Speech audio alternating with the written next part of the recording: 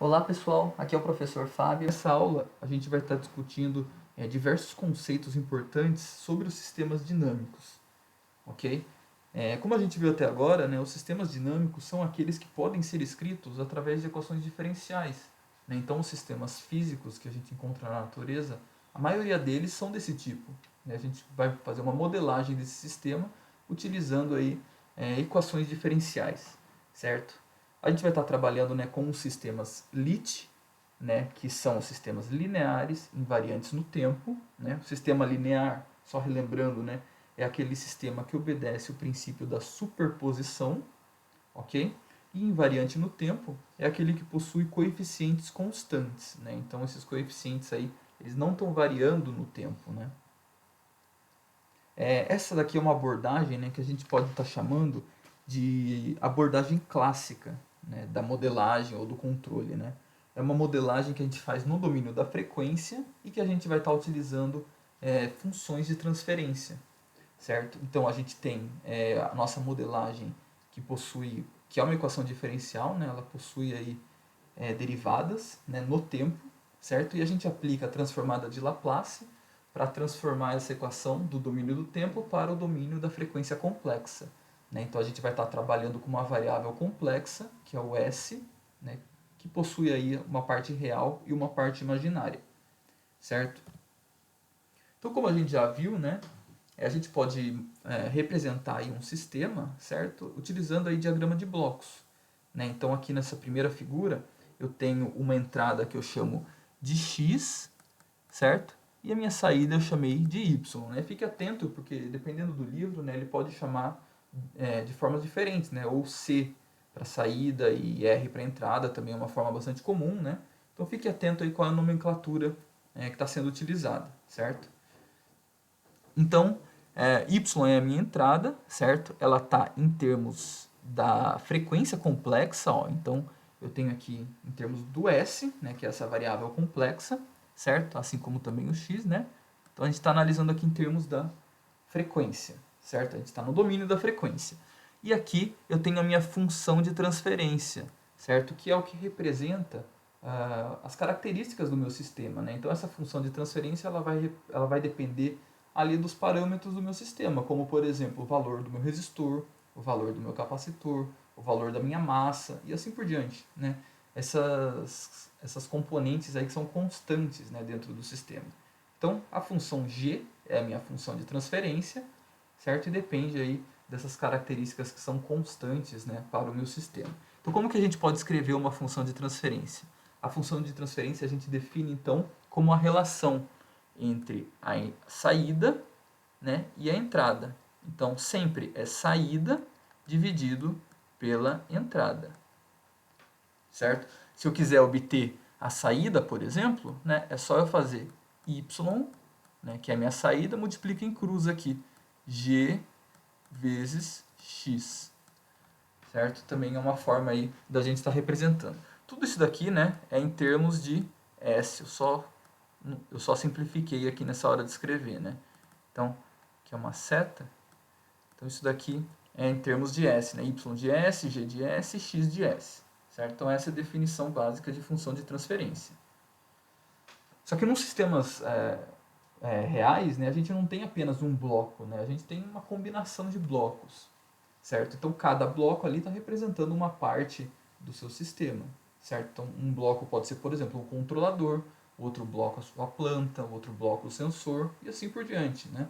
Ou até mesmo diferentes blocos, né, para representar diferentes partes dentro do seu sistema. Então, vamos ver algumas configurações básicas aqui de blocos, certo? Então, por exemplo, quando eu tiver dois blocos, né, nesse formato aqui, certo?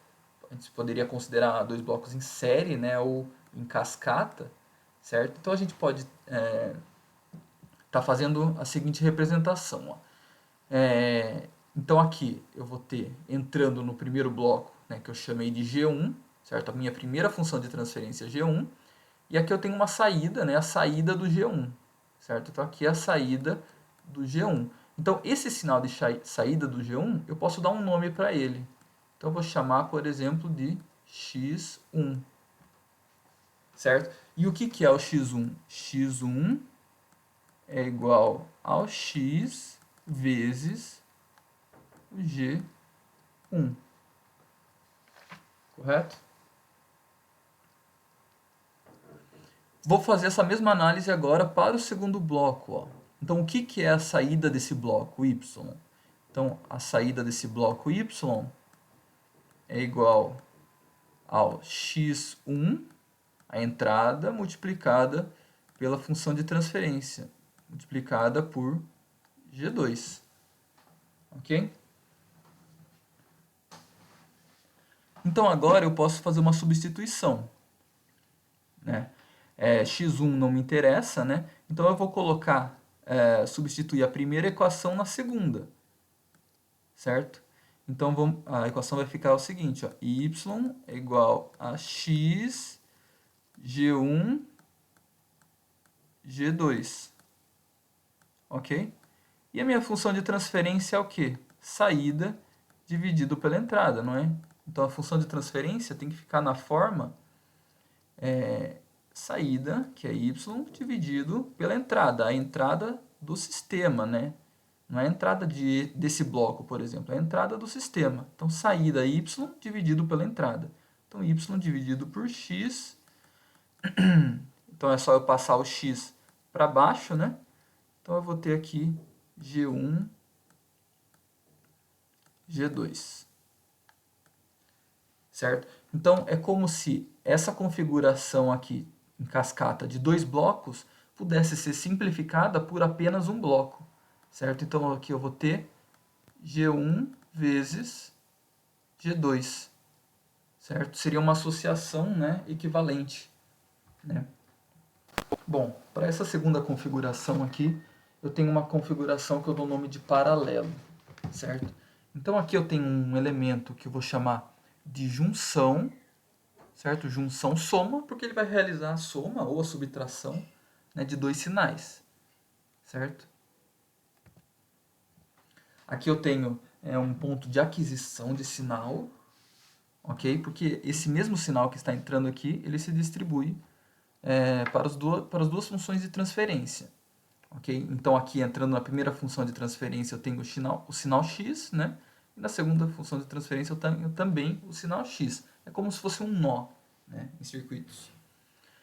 Então, o que sai do bloco G1? Né? O que sai do bloco G1 seria esse sinal aqui, né? Aqui tem uma seta, né? Que eu vou chamar, por exemplo, de x1, um sinal x1, certo? E o que sai do bloco G2 eu vou chamar de x2, certo? Então, o que é o x1? x1 é igual o que entra nesse bloco multiplicado pela função de transferência, x vezes G1, ok? x1 é igual a isso vezes isso. E o que é o x2? x2, da mesma forma, eu vou ter x multiplicado por G2, ok? x2 está entrando aqui nesse bloco de junção de soma, ok? Então, o que sai desse bloco aqui de junção de soma é o y, certo? E esse bloco faz justamente a soma ou a subtração, né, dos sinais que estão chegando nele. Então, o y vai ser igual a x1, né, x1 mais ou menos x2, né? Poderia colocar aqui mais ou menos x1, né? Vai depender do sinal que está entrando aqui, se é positivo ou se é negativo. Então, se for positivo, está entrando aqui x1. Se for negativo, está entrando menos x1, ok? Então, agora eu vou substituir, certo? Substituo essa equação nessa e essa equação nessa, né? Porque para eu encontrar minha função de transferência, né, só me interessa a saída dividido pela entrada. Né? Não me interessam os sinais intermediários aqui do meio. Né? Não me interessa o x1 e não me interessa o x2. Então, eu tenho que eliminar eles nas minhas substituições, ok? Então, substituindo a equação 1 e a equação 2 na equação 3, eu vou ter y é igual a x1 é xg1 mais ou menos ok? x2 é xg2. xg2. A minha função de transferência tem que ser da forma saída dividido pela entrada, y dividido por x. Então, eu tenho que colocar o x em evidência nesse termo aqui. Então, eu vou ter y é igual a x g1 mais ou menos g2. Agora, é só eu passar o x dividindo para cá, que eu encontro a função de transferência. Então, y dividido por x é igual a g1 mais ou menos g2. Ok? Então, aqui é a minha função de transferência, saída dividido pela entrada, certo? Então, esses dois blocos aqui, né, todo esse sistema aqui que está em paralelo, né, pode ser substituído por um sistema simples, equivalente, com apenas um bloco, certo? E qual é a função de transferência desse bloco, certo?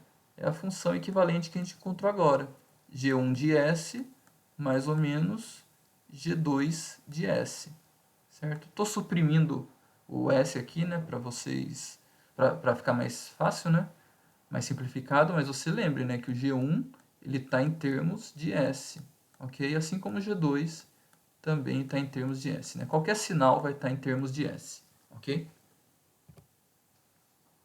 E a terceira configuração, né, que é importante, é a realimentação, certo? Então, o que a gente obtém? A gente observa, primeiramente, que eu tenho uma junção soma aqui, certo? Então, esse sinal x de S está entrando na junção soma, ok? Com o sinal positivo, mas poderia ser negativo também, né? Dessa forma que é o mais usual, ok? E também está entrando um outro sinal aqui por baixo, né? Nessa junção soma com o sinal negativo, certo? Poderia ser positivo, poderia ser negativo, certo? A forma mais usual é essa daqui, né? E está saindo dessa junção soma um sinal, certo? Então eu vou chamar esse sinal de E, né? Normalmente em controle a gente chama esse sinal de E, de S, certo? Porque a gente está comparando, né? É um sinal de entrada com um sinal realimentado, ok? Que é lido lá na saída do meu sistema. Então esse E de S representa um erro, ok? Então é o erro entre esse sinal por esse sinal. Então eu chamei de E, esse daqui, certo? Aqui é o meu sinal Y, certo? Então por todo esse nó aqui, né? Por todo esse ramo aqui, ó, certo? É Y. Então aqui está saindo Y, né? E aqui está entrando Y, ok? E aqui na saída desse bloco H, certo? Eu vou dar um nome para esse sinal. Então eu vou dar, por exemplo, de x1, certo? x1 de S, né? Então isso daqui é uma configuração clássica, né? Que é a realimentação, um laço de realimentação em que a minha saída, a saída do meu sistema está sendo lida, certo? Por algum equipamento, né? Normalmente esse H de S aqui representa um sensor, né? A função de transferência de um sensor, né? E esse sinal está sendo realimentado e comparado com o valor de referência, certo? Então eu quero transformar essa configuração aqui em apenas um bloco, fazer uma simplificação de bloco, certo? Então como que eu faço isso? A primeira coisa que a gente observa, que a gente pode escrever, é, por exemplo, x1, né? O que é o x1? Então vamos escrever aqui a equação do x1. x1 é igual ao y vezes h, certo? Y vezes h. Vamos escrever esse segundo sinal aqui, o sinal de erro. Então, E é igual ao x menos o x1, certo? Observe aqui que essa junção, né, ela está fazendo a subtração. Então, é o x positivo e o x1 negativo. Então, aqui tem como se tivesse um sinal de mais aqui, né? X positivo e x1 negativo, ok? Então, eu vou substituir, certo? A primeira aqui na segunda. Então, eu vou ter que o meu E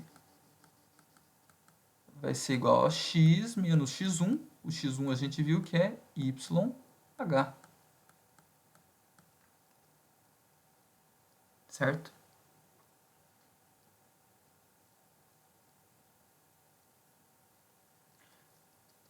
Agora vamos escrever o y. Vamos observar esse lado aqui agora. Então, o y, como que eu posso escrever o y? Y é igual ao sinal que está entrando aqui, que é o E, vezes G. Ok? Y é igual a E vezes G. O que é o E? A gente obteve aqui. Então, eu vou substituir nessa equação. Então, y é igual a x menos YH multiplicado por G. Então, vou fazer a distributiva aqui, certo? Y é igual a xg menos YHG.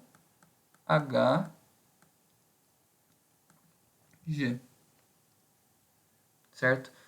Aqui tem o termo y nesse membro, né? E nesse membro aqui também tem o termo y. Então, eu vou passar esse segundo aqui, certo? Para o outro lado da equação, para o outro membro. Então, eu vou ter y mais YHG é igual a xg, certo? Vou colocar em evidência o y aqui nesse primeiro membro, então eu vou ficar com 1 mais HGY igual ao xg, ok? E a função de transferência, né? Como a gente lembra lá, a função de transferência é a saída dividido pela entrada, que é x, certo? Então, minha função de transferência vai ser y dividido por x, certo? Então, eu vou passar o x para cá, nessa equação, correto? O que vai sobrar aqui em cima? Né? Em cima vai sobrar g. E no denominador, eu pego esse termo aqui, né? E jogo ele para o lado de lá no denominador. 1 mais GH. Ok? Então, essa daqui é a função de transferência básica, né, para um sistema realimentado, certo? Então, vou colocar aqui, ó, G dividido por 1 mais GH, certo? Então, esse sistema inteiro aqui, né, poderia ser representado de forma equivalente por isso daqui, né? Então, aqui é um sinal de equivalência, né? Então, pessoal, eu vou dizer o seguinte, eu vou dizer que G de S, certo? Que representa o meu sistema, né? A função de transferência do meu sistema, isso daqui, G de S é a função de transferência em malha aberta, certo? G de S é a função de transferência em malha aberta. Quando eu faço toda essa associação aqui, certo? Eu obtenho uma função de transferência em malha fechada. Então, isso daqui eu vou chamar de T de S, certo? Que é a função de transferência em malha fechada. Ok? Então, resumindo, ó, G de S é malha aberta, função de transferência em malha aberta, e o T de S, né, seria a função de transferência em malha fechada. Então, isso daqui é a função de transferência em malha aberta, G de S, e aqui eu tenho o T de S. Ok? Então, vamos ver um exemplo aqui. Encontre a função de transferência em malha fechada para o sistema abaixo. Então, ele está dando, né, que esse bloco tem essa função de transferência, certo? Então, G de S é essa função de transferência, certo? Então, ele possui um laço de realimentação, né? Só que diferentemente do que a gente viu no slide anterior, né? Que tinha um bloco aqui chamado H, certo? Agora não tem nada. Então eu posso considerar, ó, que o bloco H é igual a 1. E a gente chama isso aí de realimentação unitária, certo? Então o mesmo sinal que sai aqui y, né, é jogado aqui nesse laço de soma, nessa junção de soma, ok? Então, ele está pedindo a função de transferência em malha fechada, então ele está pedindo o t, certo? T de S. Então, T de S, como a gente definiu anteriormente, ó, é G de S dividido por 1 mais G de S H de S. Ok? Observe, pessoal, que esse sinal aqui de mais, certo? Ele aparece porque aqui eu tenho um mais e um menos, né? Assim como a gente definiu no exemplo passado, certo? Se eu tivesse, por exemplo, um mais e um mais, né? Aqui seria o sinal oposto, aqui seria menos, certo? Se eu tiver outras variações, você pode encontrar aí a relação para outras variações, certo? Então, essa função aqui de transferência T de S que a gente obteve é só para esse caso em que eu tenho mais e menos. Nessa junção aqui é de soma, ok? Então, T de S é dado por isso daqui, é só eu substituir, né, e fazer aí a manipulação algébrica. Então, T de S vai ser igual ao quê? Vamos substituir. G de S é 25 dividido... Vou fazer a distributiva aqui, tá? Para ficar mais fácil, ó. S ao quadrado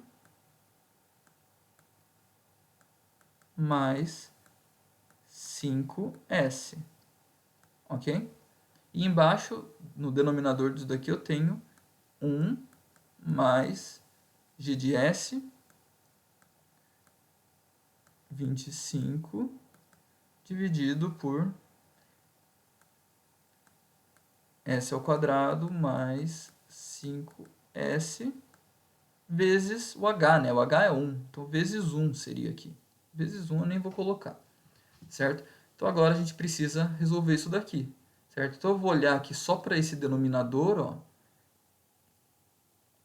Então essa fração tá somada com 1, certo? Então eu vou pegar esse denominador aqui, S ao quadrado mais 5S, e vou multiplicar em cima e embaixo desse 1. Então eu vou ter o seguinte, ó. Aqui é manipulação algébrica, né, pessoal? Vocês têm que tomar cuidado para não confundir, certo? Então aqui embaixo eu vou ter, ó, S ao quadrado mais 5S dividido por S ao quadrado mais 5S. Observe que esse termo aqui que eu acabei de escrever, né, é igual a 1, né? Mais 2S dividido por S ao quadrado mais 5S. E em cima aqui, 25 dividido por S ao quadrado mais 5S. Ok? Então, o que eu vou fazer? Ó? Observe que essas duas somas aqui, né, têm o mesmo denominador, né? Então, eu posso juntar tudo isso daqui em uma coisa só. Então, eu vou ter, ó, S ao quadrado mais 5S, ok? E em cima, S ao quadrado mais 5S mais 2S, ok? E em cima aqui eu vou ter 25 dividido por S ao quadrado mais 5S. Então, é só simplificar isso daqui, né? Eu posso pegar essa primeira fração que está aqui, né, e multiplicar ela pelo inverso dessa daqui, certo? Então, eu vou obter o seguinte, 25 dividido por esse valor aqui, S ao quadrado mais 5S mais 2S. ok? É como se eu simplificasse, né, isso daqui com isso daqui, né? Ou multiplicasse isso daqui por isso e isso daqui por isso, né? Então, você tem que tomar cuidado aqui na resolução disso daqui, né? Então, tente refazer esse problema, certo? E obter aqui a função de transferência em malha fechada, certo? Então, G de S é malha aberta, T de S em malha fechada. Então, aqui está a resposta do exercício, né? A gente tinha um sistema com realimentação, certo?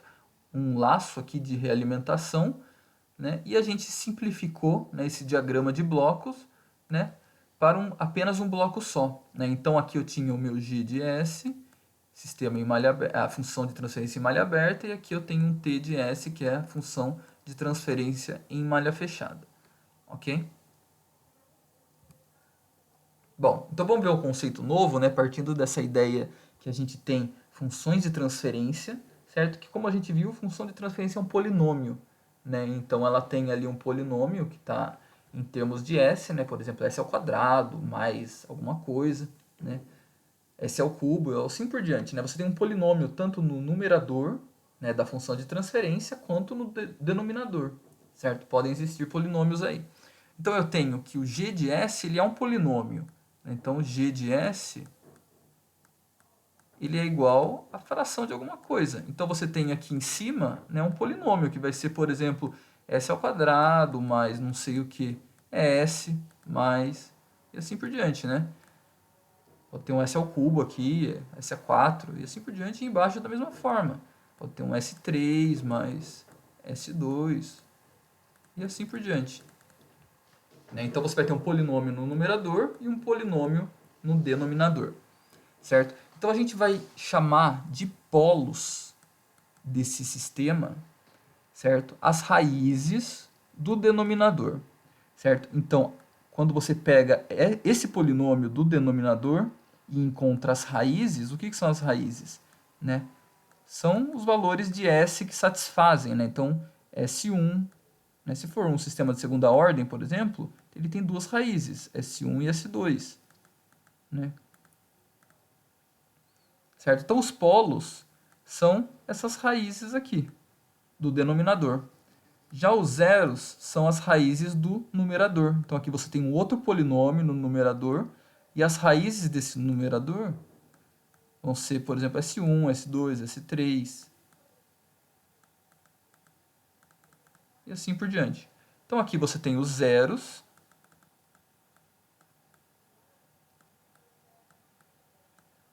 e as raízes aqui são os polos. Ok?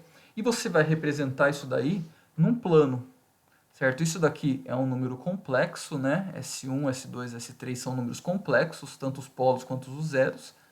Ou seja, ele possui uma parte real e uma parte imaginária, certo? Então, observe aqui que você tem um plano que a gente chama de plano S, né? O plano S, o S, né, é um número que possui parte real, que seria o sigma, certo?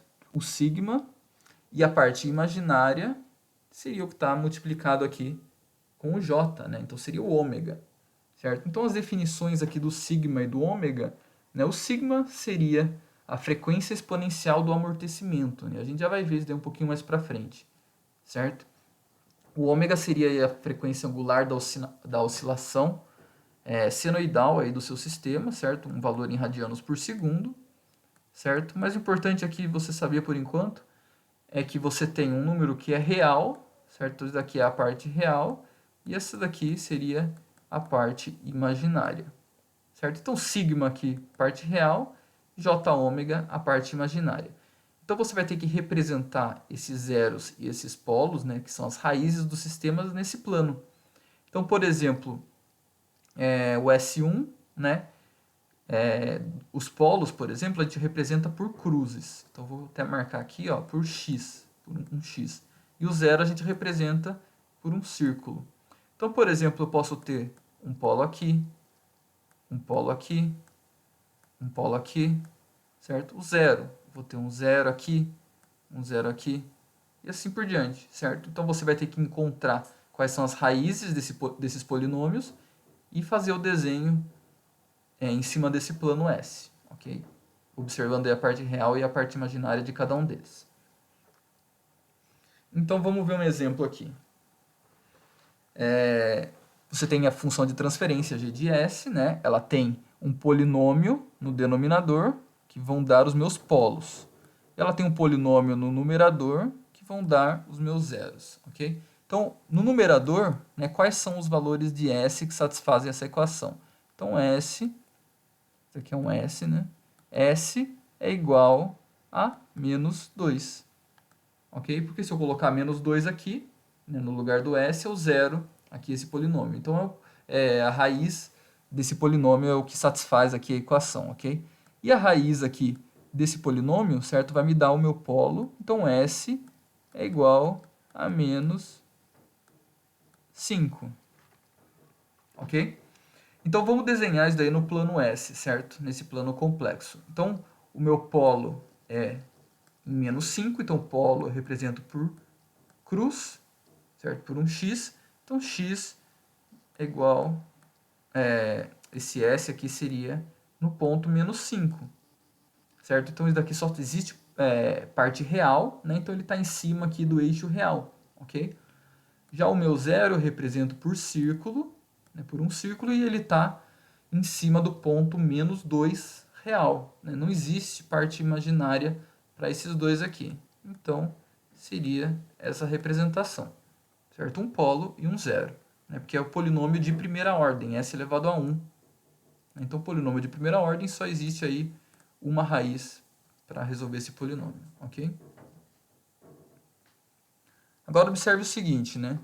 Se eu aplicar uma entrada, né? Então a gente tem que lembrar lá que o meu g, né, a função de transferência, é saída dividido pela entrada, certo? Então o que é a minha saída? Multiplica em cruz isso daí. A minha saída é igual g vezes x, ok? Função de transferência vezes a entrada, certo? Então, se eu aplicar uma entrada, degrau, o que eu estou fazendo?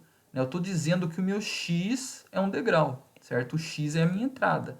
Então, o meu x é um degrau, certo? E qual que é a transformada de Laplace de um degrau? 1 sobre s, certo? Você precisa consultar lá a tabela de transformadas. Então, o que a gente vai estar fazendo? Ó? Y é igual a g vezes x. Então, y é igual a g vezes 1 sobre s. Ok? Então, o x aqui, agora eu estou dizendo que eu estou aplicando um degrau, então o x é 1 sobre s. Então, eu tenho a mesma função de transferência dada no problema, só que agora aqui eu tenho um s aqui embaixo, certo? Que é como se fosse 1 sobre S, ok? Então, quais são agora, para esse caso, né, os meus polos e os meus zeros? Né? Então, como a gente tinha visto anteriormente, né, então eu vou dizer o seguinte, ó, agora eu vou chamar de Z, né, que vai representar os zeros, né? Então, eu vou chamar o Z menos 2, então eu tenho um Z menos 2, né? E aqui as raízes do meu denominador eu vou ter os meus polos. Então, eu vou chamar de polo 1, por exemplo. Meu polo 1 vai ser 0 e o polo 2 vai ser menos 5. Ok? Então, aplicando a entrada degrau, qual que foi a diferença? Né? Eu adicionei um polo em cima aqui dos pontos 0, né, que seria a minha origem. Então, vamos desenhar isso daí. Ó. Um polo no ponto 0, ok? E da mesma forma que eu tinha no exercício anterior, né? O outro polo está em menos 5. Então, aqui é menos 5. E o meu zero está em menos 2. Ok? Então, eu posso falar que esse zero, menos 2, e esse polo, menos 5, são naturais do meu sistema.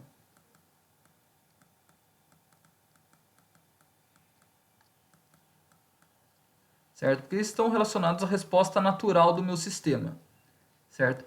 Já esse polo 0 aqui, eu vou chamar de resposta forçada. Forçada. Ok? Porque ele provém, né, de uma entrada degrau, uma excitação externa. Ok? Vamos ver mais um exemplo aqui que tem alguns conceitos um pouquinho diferentes, né? Então, observe que no numerador dessa função de transferência, né, não existe um polinômio aqui em termos de S, né? Como se fosse um polinômio de ordem zero. Né? Então, a gente não possui zeros, certo? Não possui zeros nesse sistema, nessa função de transferência, porque não tem termos aqui em que aparecem o S, né? Não tem termos em que aparecem o S. Já no denominador, certo? Você tem uma função de transferência de segunda ordem, né? Porque você tem um S ao quadrado, então você vai ter dois polos, polo 1 e polo 2, certo? Você vai ter dois polos. Então você precisa encontrar as raízes desse polinômio, certo? Para você encontrar esses polos, é só você aplicar Bhaskara, na equação de Bhaskara. Se você não lembrar da equação de Bhaskara, você vai precisar revisar isso daí, certo? Você pode também utilizar o MATLAB, né, para conferir os seus resultados. Então, por exemplo, eu posso encontrar as raízes desse polinômio no MATLAB, certo? Como que eu faço isso daí? Observe então os índices aqui de cada termo, certo? Então aqui é 1, aqui é 2 e aqui é 9. Então eu vou criar no MATLAB um polinômio, né, que é 1, 2 e 9, né, como vocês viram na aula passada. Então isso daqui no MATLAB define um polinômio, certo? E eu utilizo a função do MATLAB roots. Roots significa raízes, certo? Para 1, 2 e 9. Então eu vou fazer isso daí, vou fazer aqui no Octave rapidinho, só para vocês verem, né? O Octave, vocês podem estar acessando aí online, né, através desse site, certo? Ele é gratuito.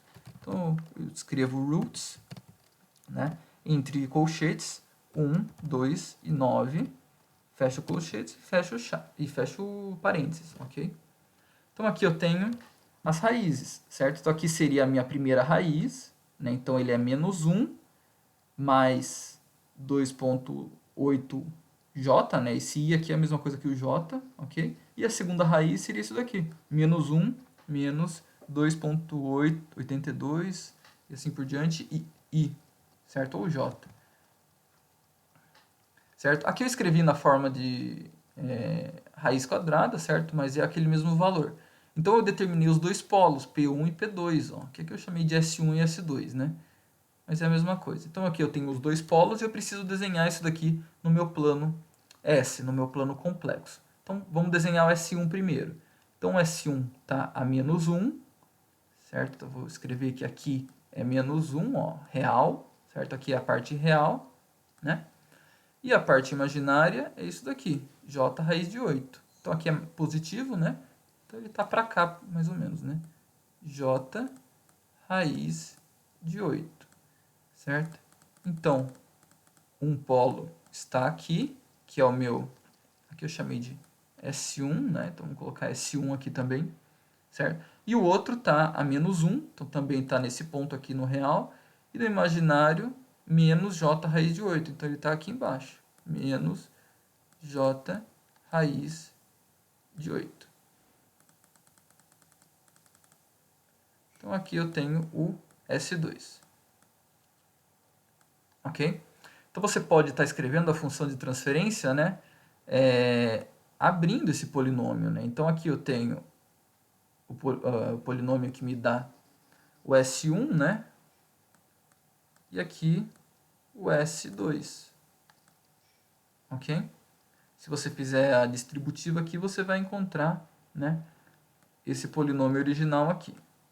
Certo? Então, o importante aqui é que você consiga encontrar os zeros, né? Consiga encontrar os polos, né? E saiba desenhar isso daí no plano S, ok? Bom, vamos ver agora, né, dois tipos de sistemas, né? A gente vai ver o sistema de primeira ordem e o sistema de segunda ordem, que são os mais comuns, né? O de segunda ordem é mais comum. O sistema de primeira ordem é aquele que possui os polos, né, de primeira ordem, ou seja, esse denominador aqui ele é de primeira ordem, ou seja, tem S elevado a 1. Né? Então vamos chamar, ó, esse valor aqui é um valor genérico, né? Poderia ser um valor qualquer, eu chamei de A, ok? Então, esse valor aqui, A, né? Observe que no sistema de primeira ordem, né? Nesse sistema genérico, o A tem que estar tanto aqui quanto aqui no numerador, ok? Então, esse sistema genérico, ele vai ter apenas um polo, certo? Que vai ser P1. P1 é igual à raiz desse polinômio, que é menos A, certo? Então, eu desenhei esse menos A aqui no plano S, certo? Que é um número real, ok? Então, aqui eu estou apresentando, né, o gráfico da resposta desse sistema, certo? Então, você pode encontrar a resposta desse sistema de duas formas, né? Você pode utilizar um simulador, né, como, por exemplo, o MATLAB, né? E você pode também pegar essa função de transferência, né, e aplicar a transformada de Laplace inversa dela. Dessa forma, você vai ter uma equação no domínio do tempo, certo? E daí você consegue fazer o desenho disso daqui. Ok? Então, ó, a resposta desse sistema vai ser dada nessa forma aqui. A resposta do sistema, deixa eu ver se eu consigo passar por cima, é essa curva aqui, ó. Então, essa curva em vermelho aqui é a resposta do meu sistema, certo? Como ele responde ao longo do tempo, certo? Então, aqui tem algumas características, né, para o sistema de primeira ordem. Vamos ver essas características, ó. Então, eu tenho a minha função de transferência, que é essa daqui, certo? E aqui seria a resposta, né, como a gente viu, seria essa curva aqui, certo? Então, a constante de tempo, né? A constante de tempo desse sistema representa o tempo que é necessário para a resposta ao degrau atingir 63% do valor final, certo? Então, é como se eu pegasse a minha função de transferência e aplico um degrau nela, certo? Um degrau nela que seria 1 sobre S na minha entrada, né? E vou obter essa curva aqui, certo? Essa curva é a resposta ao degrau já. Então, a constante de tempo, né, ela é dada pelo tempo necessário para a resposta degrau atingir 63%. Então, 63% está aqui, ó. Certo? 63% está aqui. Então, o cruzamento desse ponto aqui com a minha curva é isso daqui. Certo? Então, isso daqui seria a minha constante de tempo. Certo? Como que eu faço isso daí? É só eu calcular. Constante de tempo TC é igual a 1 sobre A. O A você vai pegar direto aqui da função de transferência. Certo? Vamos ver o segundo conceito. Tempo de subida. Tempo de subida é o tempo necessário para que a forma de onda varie de 10 até 90% do valor final. Então, observe que essa onda, né, ela tenta se estabilizar, né, em um valor, né, que é o valor do degrau unitário. Né? Então, o degrau unitário ele chega até o valor 1, né, que é aqui. Então, essa onda aqui ela também vai tentar chegar ao valor 1. Digamos que 1 está aqui. Né? Então, ela tenta alcançar o valor 1. Né? Então, o tempo de subida é o tempo necessário para que a onda varie de 10 a 90%. Então, a onda varia em 10%, seria aqui 0,1, certo? E 90% seria aqui em 0,9, seria aqui, certo? Então, o tempo daqui até aqui, ó, de 10% a 90%, né, é o tempo de subida, certo? Então, para você calcular o tempo de subida para um sistema de primeira ordem, você utiliza essa equação aqui, certo? Então, você pode lembrar TR, né, tempo, rising. Rising seria subida no inglês, ok? O próximo conceito importante é o tempo de assentamento. Né? Então, como eu falei, essa curva aqui, essa resposta, ela tende a se assentar, né, a chegar a um valor constante aqui, ela quase alcança, né, o valor 1, certo? Ela chega próximo aqui do valor 1. Então, o tempo de assentamento, então, quando ela chega nesse valor aqui, a gente diz, né, que ela chegou no estado estacionário. Né? Então, o tempo de assentamento é o tempo para a resposta alcançar uma faixa de valores de 2% em torno do seu valor final e ali permanecer. Certo? Então, 2% do valor final. Né? Então, 2% do valor final seria aproximadamente aqui em 0,98. Então, quando ela chega aqui em 0,98, né, ou seja, ela está quase em 1, no valor 1, né, que é o valor 100%. Né? Então aqui eu tenho o tempo de assentamento, certo? E esse valor aqui, após ela atingir esse valor, né, de 0,98, ela deve ali permanecer, certo? Ela não pode mais sair dentro desse valor, ok? Para calcular o tempo de assentamento, né, você utiliza essa equação aqui, ok? Então, para a gente clarear um pouco, né, vamos dar um exemplo aí em que a gente vai calcular aí todos esses parâmetros, certo? Então, a primeira coisa que você tem que observar, né, é o que ele está pedindo. Ó. Então, ele está pedindo a constante de tempo, que é o TC, o tempo de assentamento, que é o TS, e o tempo de subida, que é o TR, certo? Então, eu tenho uma função de primeira ordem, observe que ela é de primeira ordem, né? E você aplica as equações que a gente acabou de ver. Então, a constante de tempo TC é 1 sobre A. O A, quanto vale o A? O A é esse valor aqui, certo? Que é o mesmo desse, né? Então, esse daqui é o nosso A. Então, vai ser 1 sobre 50, ok? O tempo de assentamento vai ser 4 sobre o A, que é 50, e o tempo de subida, 2,2 sobre 50. Então são equações importantes aí, certo? Para os sistemas de primeira ordem, né, que fornecem uma aproximação boa, né, daquela curva ali, dos tempos que você poderia observar plotando o gráfico, né, e pegando esses pontos aí no gráfico, certo? Então, para você não ter que plotar o gráfico, você consegue obter todos esses parâmetros, né, e desenhar aí a sua curva, né, sem precisar de um simulador, por exemplo. Vamos ver agora um sistema de segunda ordem. O sistema de segunda ordem vai ter uma forma geral como representada aqui, ó, pelo G de S, né? Então, o G de S é essa função de segunda ordem, né, em que eu tenho aqui os valores, né, constantes. Então, B se repete aqui, certo? E o A seria um outro valor constante, certo? Então, isso daqui seria um sistema de segunda ordem genérico, né? E eu estou aplicando aqui na minha entrada, né, um degrau, certo? Então, 1 sobre S é o degrau. E a gente vai ter que desenhar isso daí no plano S, certo? Então, se ele não tem zeros, né, eu não vou ter nenhum círculo, né, representando os zeros aqui no meu plano. E se ele tem aqui dois polos, eu vou ter duas cruzes, né, representando aqui os polos, certo? E se eu estou aplicando o degrau, né, a gente viu lá atrás que quando você aplica um degrau, você acrescenta um polo na origem, correto? Então, além dos dois polos aqui, que são as respostas naturais do sistema, né, você tem aqui a resposta forçada, que é esse polo aqui, devido ao degrau. Okay? Vamos ver os tipos de sistemas de segunda ordem. Certo? O sistema de segunda ordem ele vai variar, ele pode ser classificado em tipos, dependendo dos valores que tem aqui. Certo? Dependendo desses valores. Ó. Então, dependendo desses valores, aqui a gente vai dar um nome para eles. Vamos ver quais são esses tipos. Sistema superamortecido. Então, para o sistema superamortecido, né, você tem aqui um polinômio de segunda ordem, né, e você vai ter aqui dois polos, P1 e P2.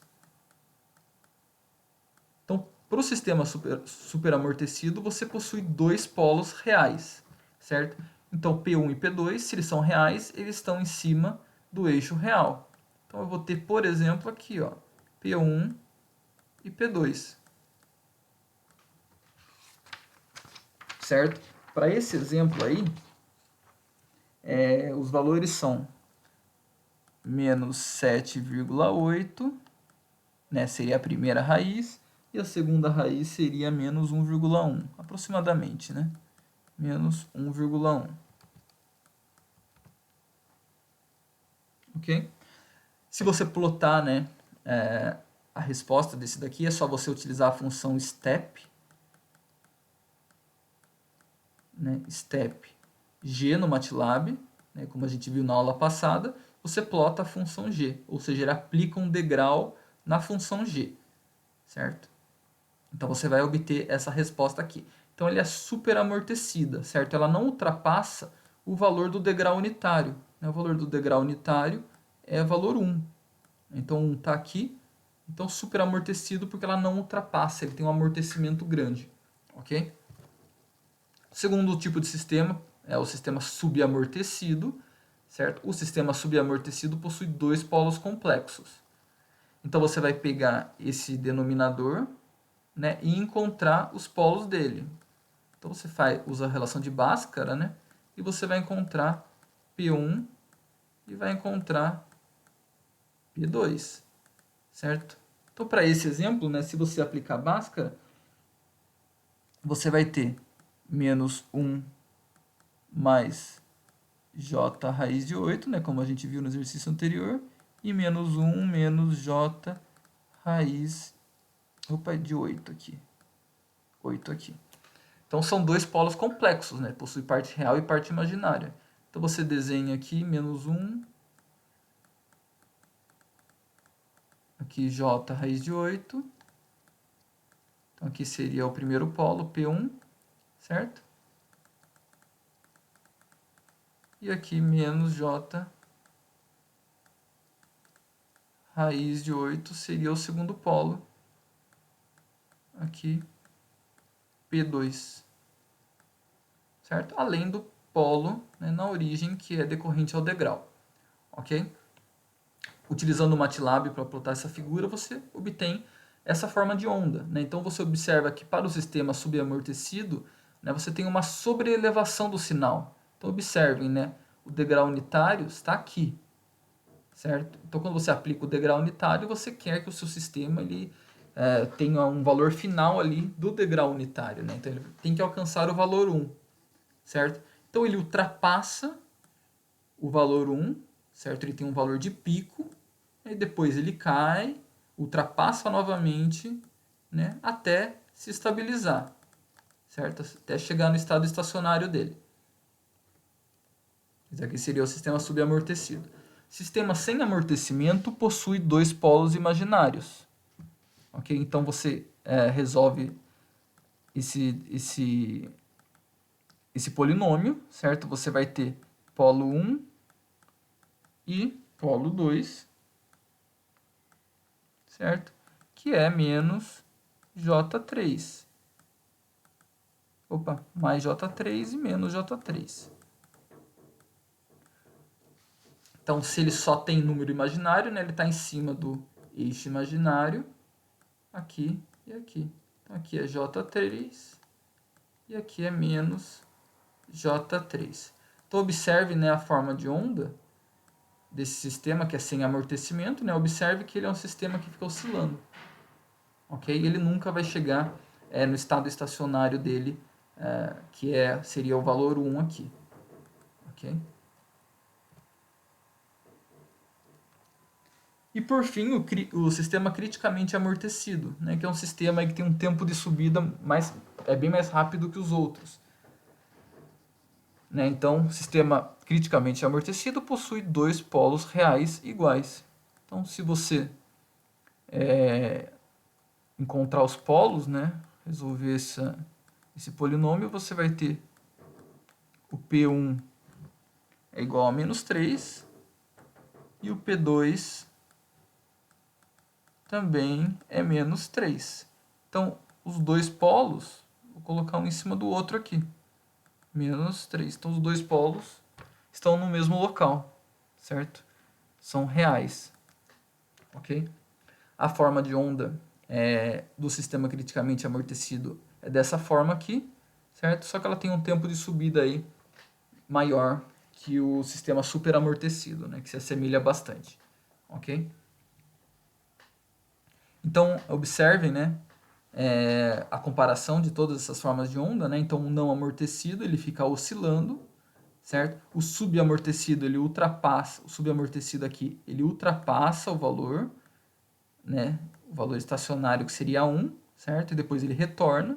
O criticamente amortecido, que o superamortecido, certo? Que são semelhantes, né? Em termos de forma de onda, em termos de resposta dos sinais. Então eu vou deixar alguns exercícios aqui para vocês treinarem, né, que são do livro do Nise, certo? Que é a nossa bibliografia, então tem todas as respostas lá. Justamente para você treinar e encontrar as raízes, os polos, né? Os zeros, os polos, né? Que são determinados aí através das raízes, né? Desses polinômios. Então, encontre as raízes desse polinômio, tente desenhar lá no plano complexo, né? Que é j ômega aqui e sigma aqui, ok? Dessa forma você vai conseguir identificar se o sistema é criticamente amortecido, se ele é subamortecido e assim por diante, certo? Todas as classificações aí que a gente viu.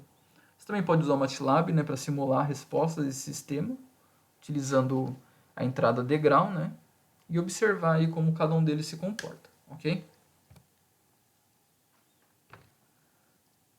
Agora vamos ver algumas especificações, né, para o sistema de segunda ordem.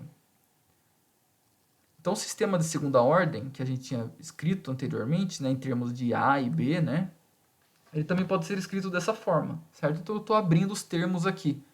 Né? Então, aqui, esse termo aqui, nos slides anteriores eu tinha chamado de B, né, que é esse termo aqui, B, né?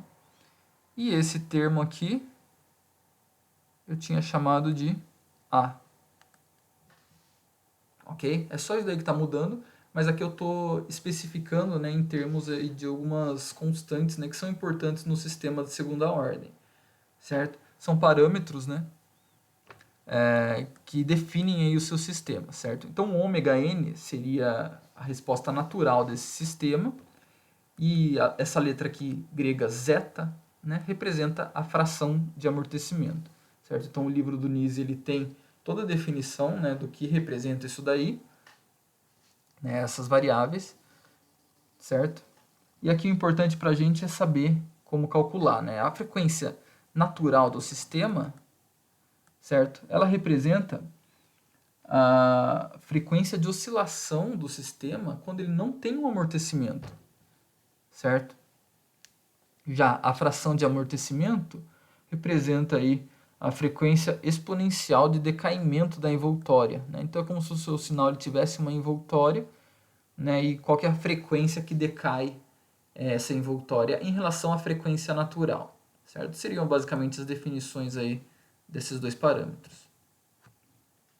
Então, os polos, né, da função de transferência, ou seja, as raízes do denominador da função de transferência, podem ser escritos em termos dessas grandezas, né? Então, aqui seriam os polos, né? Como é uma função de transferência de segunda ordem, eu tenho dois polos, então é S1 e S2, certo? Então, a parte real desse polo, né, é dada por esse termo aqui, e a parte imaginária é dada por esse daqui. Uma característica importante do parâmetro da fração do amortecimento, que é o zeta, é que ele vai definir para a gente o tipo de resposta desse sistema. Então vamos ver aqui embaixo alguns exemplos, né? Para o sistema sem amortecimento, né, que é esse tipo aqui não amortecido, né, a gente tinha visto lá que você tem os dois polos, né, em cima dos eixos imaginários, certo? Então, o zeta, né, para esse sistema, ele é igual a zero, certo? Ele vai ser definido igual a zero, porque se você tiver zero aqui, né, você só tem ali parte imaginária, certo? E assim por diante, né? Então, para um sistema subamortecido, né, o zeta vai estar entre essa faixa aqui, certo? Então, se você calcular o zeta e ele estiver dentro dessa faixa, você já sabe que o seu sistema é subamortecido, ok? Como a gente tinha visto, no sistema subamortecido, dois polos complexos, ok? A gente chama, nesse caso aqui, complexos conjugados, né? Porque eles possuem o mesmo valor ali do valor imaginário. Um é positivo, outro é negativo. Então, são complexos conjugados, certo? Para o sistema criticamente amortecido, você vai ter um zeta igual a 1, né? E para um sistema superamortecido, o zeta, né, que é a fração de amortecimento, né, maior do que 1, certo? Então, vamos ver um exemplo aqui. Obtenha a fração de amortecimento, ou seja, o zeta, e a frequência natural do sistema, ou seja, o ômega n, né? A seguir, identifique o tipo da resposta esperado. Então, você tem aqui a função de transferência, né, dada por esse por essa fração, né, que tem um polinômio aqui. Então, um polinômio de segunda ordem, você sabe que você vai ter dois polos, polo 1 e polo 2. Certo? Você poderia calcular esses polos, encontrar eles no plano complexo, né, como a gente viu anteriormente, né? Mas você pode estar calculando aí o ômega e o zeta, certo? Como que você faz? Né? Então, o ômega, né, é esse valor aqui, esse valor aqui é o ômega ao quadrado, certo? Então, ômega ao quadrado é igual, ômega n, né, desculpa. Ômega n ao quadrado é igual a 36. Então, ômega n é igual a 6, certo? E esse valor aqui, né? Esse valor aqui seria o meu A, né? Então, esse valor aqui é 2 zeta ômega n. Então, 2 zeta ômega n é igual a 4,2. Certo? O ômega n a gente já obteve, né? Que é 6. Então, zeta é igual a 4,2 dividido por 2 vezes 6, certo? Então, dá 0,35. Né? A gente vê que esse valor de zeta ele está entre 0 e 1, né? Então, ele é um sistema subaamortecido. Então, você pode obter aqui a resposta dele ao degrau. Vamos ver como que a gente faz isso daí no MATLAB ou no Octave, né? Como a gente já tinha visto na aula passada, né? Então, vou abrir aqui o Octave, certo? Então, eu vou definir a minha função g, certo? Como uma função de transferência, transfer function. E abro parênteses. Então, aqui dentro eu tenho que digitar primeiro o numerador, depois o denominador. Então, o numerador é 36, vírgula. Agora eu coloco o denominador. O denominador é um polinômio, então eu coloco entre chaves 1, 4,2 e 36. 1, 4,2 e 36. Observe que aqui você tem que colocar ponto no lugar de vírgula, né? E dá um Enter e confere, né, se ele deu a sua função de transferência corretamente. 36 dividido por s ao quadrado, mais 4,2s mais 36. Está correto. Agora eu posso aplicar o degrau. Né? Então, eu digito step. Então, aplico o degrau na função g.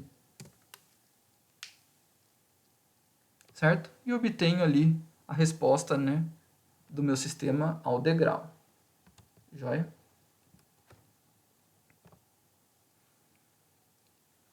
Então, para alguns exemplos, né, estou passando aqui para vocês, determinar a fração de amortecimento, certo? Que é o zeta, e a frequência natural. Identificar que tipo de resposta é esperado, se ele é subamortecido, superamortecido e assim por diante. E localizar os polos no plano S. Bom, então agora a gente vai estudar os sistemas de segunda ordem, certo? Subamortecidos, que são sistemas aí que apresentam maior aplicabilidade, né, em sistemas de controle, certo? Então, controladores, a gente quer que eles tenham uma resposta aproximadamente dessa forma, que eles tenham característica subamortecida. Né? Como a gente viu, o sistema subamortecido é aquele valor que vai ter um valor de ultrapassagem, né, do meu valor desejado, que seria aqui, por exemplo, 1.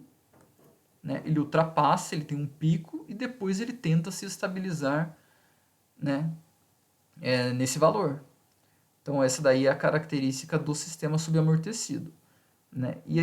E a fração de amortecimento que a gente viu, que é o zeta, ele tem uma influência grande aí nesses sistemas. Certo? Então, ele vai dizer, né, se o sistema, como a gente viu, é subamortecido, criticamente amortecido e assim por diante. E ele aqui, dentro dos sistemas subamortecidos, ele mostra, né, o comportamento das curvas. Né? Então, essas curvas aqui elas estão variando de acordo com o meu zeta. Certo? Então, aqui, por exemplo, eu tenho o zeta de 0,1, zeta de 0,2, zeta de 0,4 até zeta de 0,8. Os subamortecidos possuem zeta entre 0 e 1.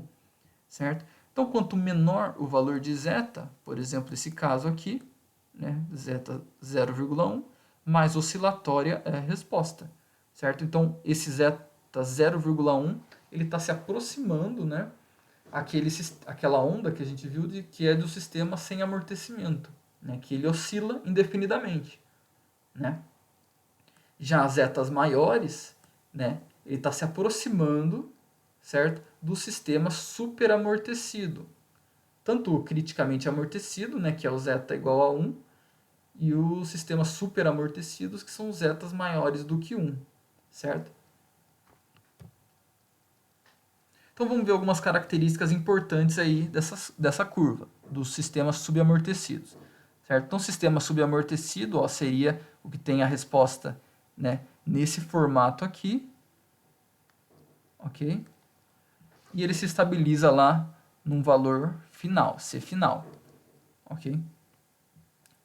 E aqui é a forma de onda genérica. Então, o tempo de pico. O que é o tempo de pico? É o tempo necessário para que a forma de onda atinja o seu valor máximo. Então, seria esse valor aqui, Tp, né, que é o tempo aqui em que ele atinge o seu valor de pico. Então, Tp seria de 0 até esse valor aqui. Certo? Você pode calcular o Tp através dessa relação. Certo? Essa relação envolve apenas o parâmetro ômega-n e o parâmetro zeta. Então, por exemplo, se você não tiver um simulador para obter a forma de onda, né, apenas com a função de transferência você consegue obter o valor do zeta e do ômega. Certo? Então, dessa forma, você consegue calcular o tempo de pico e desenhar aí uma forma de onda que seja aproximada. Ok? O segundo parâmetro é o sobrevalor percentual, né? Ele é dado por esse símbolo aqui, porcentagem SP. É um símbolo, ok? Sobrevalor percentual representa o valor máximo em que a forma de onda ultrapassa o valor final. Então, o valor final é isso daqui, certo? C final. Então, o valor final está nessa linha aqui. Né? Então, quanto ele ultrapassa esse valor? Então, seria daqui até aqui, só que esse valor em porcentagem. Certo? Então, ele ultrapassa, por exemplo, 2%, 3%. Quantos por cento ele está ultrapassando do meu valor final? Né? Para alguns sistemas, por exemplo, né, se você tiver um valor de pico aqui muito grande, né, um valor percentual, no caso, muito grande, né, você pode danificar o sistema, você pode obter uma resposta que seja indesejada, né? Então, às vezes, isso daqui é um parâmetro de desempenho muito importante, né? Às vezes não, sempre, né? Esse valor aqui é bastante importante. Então, para você calcular, é só você obter essa relação aqui, certo? Então, isso daqui vai depender apenas do zeta, certo? É o único parâmetro aqui que vai influenciar, né, nesse valor sobrevalor, né? Como a gente viu na figura passada, né? Da mesma forma, se você consegue encontrar o zeta, né, se você souber o sobrevalor, certo? Então, da equação anterior, se você inverter ela, como ela tinha um exponencial, né, é um e elevado a alguma coisa, né, então se você quiser obter o zeta, né, então é só você inverter ela, então aqui você vai ter em termos de ln, certo? Então aqui seria a mesma relação anterior, só que agora você está obtendo o zeta em termos do sobrevalor percentual, que seria esse daqui. O próximo parâmetro importante é o tempo de assentamento, certo? Então ele é definido como tempo para a resposta alcançar uma faixa de valores de 2% em torno do seu valor final e ali permanecer. Isso daqui é muito importante, e ali permanecer. Né? Então o valor final seria esse C final, certo? E ele tem que alcançar uma faixa de valores de 2%. Então 2% para cima, né? 2% para cima seria isso daqui, né? 1,02. E 2% para baixo, 0,98, certo? Então, quando o sistema atinge uma resposta que fica dentro dessa faixa aqui e não sai mais dessa faixa, né, a gente diz que ele atingiu isso no tempo de assentamento. Então, observando esse gráfico aqui, né, então o sistema ele sobe, né, ele tem uma resposta transitória de subida, atinge o valor de pico, depois ele desce, né, aqui ele está fora desse trecho, né, de 2% para cima, 2% para baixo, E a partir desse momento, quando ele cruza essa linha aqui, né, ele não sai mais dentro dessa faixa, certo? Então ele tem uma oscilada aqui ainda para cima, né, que seria essa oscilação aqui para cima, mas ele não sai mais dessa faixa de 2% para cima, 2% para baixo. Então, a partir desse ponto, ó, né, o meu sistema, a gente pode falar que ele se estabilizou. Né? Ele teve aqui o seu assentamento nesse tempo que a gente chama de STS, certo? Seria o tempo daqui até aqui, né? O tempo que ele levou para entrar dentro dessa faixa aí. Então, TS pode ser calculado através dessa equação, né, que depende ali só do zeta e da frequência natural do sistema. Por fim, o último parâmetro é o tempo de subida, certo? Então, o tempo de subida é o tempo necessário para que a forma de onda varie de 10% a 90% do seu valor final. Então, o valor final seria isso daqui, seria o 100%, né? Então, o tempo de subida é quando ele vai de 10% até 90%. Então, 10% seria esse valor aqui, 0,1 do valor final, e 90% seria isso daqui, certo? Então, 10%, o cruzamento dela com a minha onda é esse ponto aqui, certo? E 90%, né, seria isso daqui. Então, o meu tempo de subida, né, TR, R lembrando que é de rising, né, subida, seria isso daqui, certo? De 10% a 90%. Como a gente viu nos parâmetros anteriores, né, que existia ali uma equação, né, para você obter os parâmetros, algo analítico, né, aqui não existe uma relação, certo? Não existe uma fórmula, né, uma equação para você obter o TR. Então, como que a gente encontra ele? É de acordo aqui com esse gráfico, certo? Então, você tem um gráfico, ó, que é da relação entre o fator de amortecimento, que é o zeta, certo? Em termos do tempo de subida vezes a frequência natural, certo? Então, se você sabe o zeta, se você sabe o fator de amortecimento e sabe o ômega n, que é a frequência natural, né, você consegue obter o tempo de subida, que é o TR, certo? Você pode fazer isso tanto observando essa curva no gráfico, quanto observando aqui nessa tabela. A gente vai ver no exemplo como que a gente utiliza isso daí. Então, nesse exemplo, ó, eu estou pedindo todos esses parâmetros. Frequência natural, zeta, tempo de pico, sobrevalor percentual, tempo de assentamento e tempo de subida. Então, eu estou dando a função de transferência e você tem que encontrar esses valores, certo? Vamos supor, então, que você não tem, né, um simulador para observar como é o comportamento, né? Então, se você encontrar todos esses valores, você consegue desenhar, né, uma forma de onda aí que seja aproximada, pelo menos para você observar aí as características mais importantes, certo? E é bastante utilizado aí também para projetos, né? Utilizando aí sistemas subamortecidos. Então, utilizando essa função de transferência, né, o primeiro passo é calcular o ômega n. Então, a gente sabe que esse termo aqui, né, é igual a esse, certo? E isso daqui é ômega n ao quadrado. Então, ômega n ao quadrado é igual a 100. Então, a gente obtém aqui que ômega n é igual a 10, certo? A gente sabe que esse termo aqui, né, é 2 zeta ômega n, certo? Então, 2 zeta ômega n é igual a 15, certo? Então, se você isolar o zeta aqui, né, você vai ter que o zeta é igual a 15 dividido por 2 vezes 10, que é o ômega n, né? O ômega n é 10 que a gente obteve aqui. Então, o zeta é 0,75.